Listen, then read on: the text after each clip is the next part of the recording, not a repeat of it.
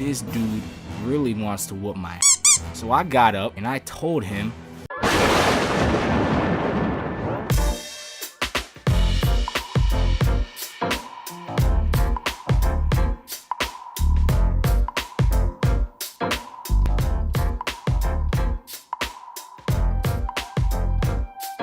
let me tell you about the time I got caught talking to my classmate's girl.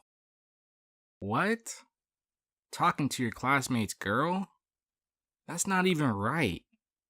Like, who does that? Well, listen.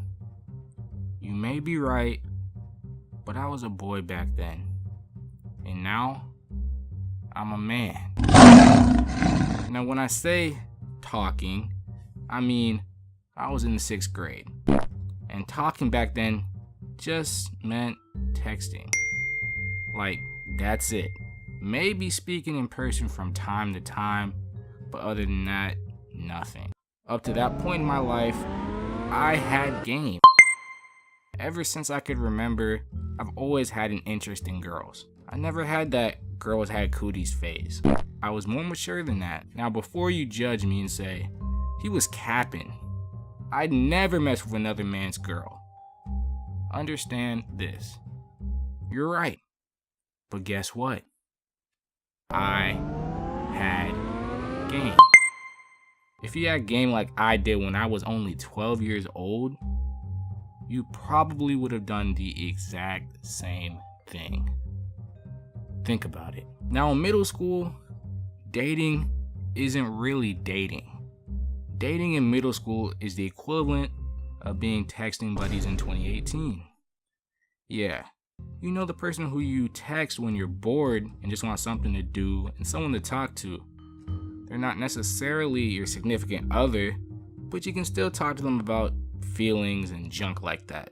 Now, in the mind of a middle schooler, being a texting buddy is the only requirement needed to be in a relationship. And at their age, they're not wrong.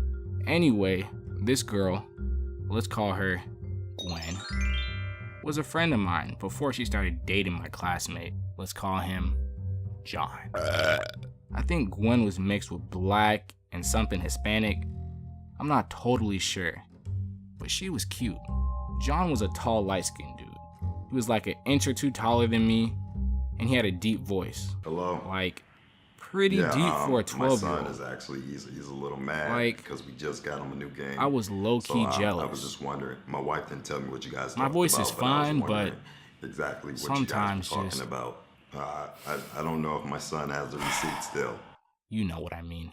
Now, at the middle school I went to, every grade was split into 3 teams with 4 teachers, each specializing in one of the 4 main subjects: math, reading, science, and social studies. Well, every year each team's teachers planned an all-day field trip. Some teams went to cool places like the zoo, the aquarium, or even an amusement park. That year, my team decided to go to a science museum. It's not an amusement park, but at least we didn't go to a boring greenhouse. When the day of the field trip came around, we all got separated into small groups and met up at the front of the school. And you won't believe who got placed in my group. Yes, Gwen. Now, at the time, Gwen and I didn't really know each other, but things were quickly about to change. So while I'm coming up with a game plan, we're waiting on the bus to show up. So we wait, and we wait, and we wait. Well, the bus never came. I think there was a mix-up with the dates for the trip when we ended up staying at the school that day. You can believe everyone was upset. Now, instead of going back to class and learning for the rest of the day, my teachers decided that we shouldn't be punished for something out of our control, so they let us have a free day with our cell phones. So now you got kids sitting in the corner playing Angry Birds. You got some kids listening to music. And then you got me. I happen to have had a lot of popular girls in my group. In 6th grade, me was a Mac. I ended up getting every single girl's number in that room, including Gwen. That day, we talked for hours. Eventually, The field trip got rescheduled and we ended up going. Gwen and I were field trip buddies and we didn't leave each other's side the whole trip. I said it once and I'll say it again. I had Ben. When we got back on the bus to head back to school, Gwen had asked, "Can I wear your snapback?" Wearing snapbacks was a trend back then, and I'd be a fool if I told her no. So I told her, sure. And once we got back to school, she asked, "Can I take your snapback home for the weekend?" Now this is my only snapback, and I really like wearing that hat. Also, I knew that if my dad found out I lost my hat, he'd beat my ass. But again, I'd be a fool if I told her no. So I said, sure. I never saw that hat ever again. But that kind gesture from me secured my relationship with Gwen. And from that day forward, we were texting buddies. When we first started texting, we used to talk about normal middle school stuff, like hard classes, family, TV shows, etc. But eventually, things started to shift into something a little more serious. It was obvious that we were feeling each other. I couldn't muster enough confidence to tell her. Next thing I know, she's got a boyfriend. Now, if you ever been talking to someone, things start to get serious. Serious enough that your friendship could turn into a relationship, but then got absolutely crapped on because the person you were talking to went and got themselves cuffed, and you know exactly how I felt. And who could this little punk be? Yeah, the villain of this story, John. Somehow, this dude had weaseled his way in and snatched her from me while I wasn't even looking. I'm not gonna lie, it hurt a little, but that didn't stop me. If anything, it made me want her even more. Maybe somehow I could get them to split up and she'd realize she made a mistake. Okay, now remember, at this point in my life, I was only 12 years old, and I had never come in between a girl and her boyfriend before, so I didn't really see any harm in continuing to talk to her. But just like in most cases, my plan blew up in my face.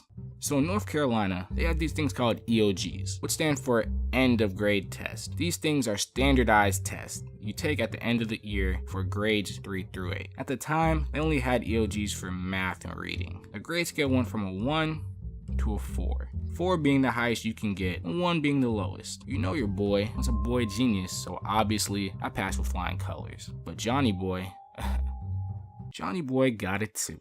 Now if you get a 2 or a 1, you fail the EOG. You have to take remediation.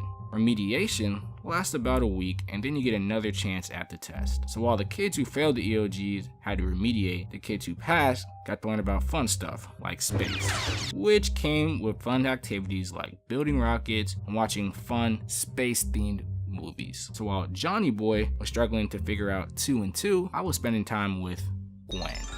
Life couldn't be any sweeter until the thing happened. So during this talking that was going on between me and Gwen, I decided to tell a close friend of mine since the 3rd grade about this Gwen situation. Let's call him Ben.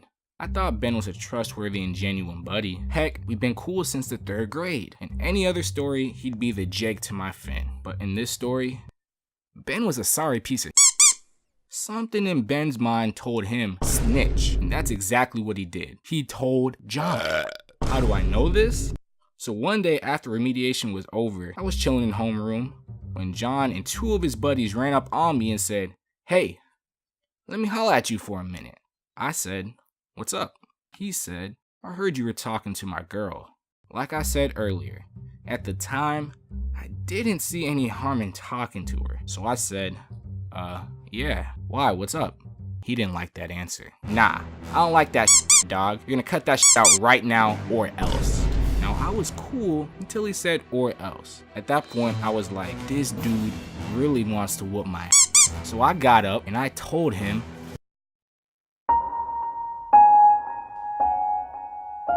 if you want to find out what happens next, please tune in next week for part 2. If you like this video, make sure you give this video a thumbs up and subscribe to the channel. Thank you guys for watching and see you next time.